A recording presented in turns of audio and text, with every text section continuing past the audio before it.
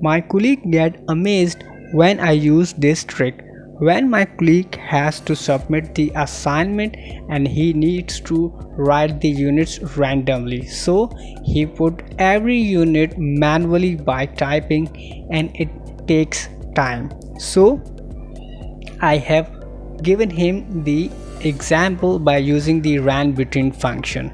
So I just write here the function equals to RANDBETWEEN, and in the RANDBETWEEN function first it says bottom, so I use the least value and comma, and in the top I use the maximum value and close the bracket, and I entered. Now I only need to drag it down and drag it right, so we get the values. This is how I have used the RANDBETWEEN function.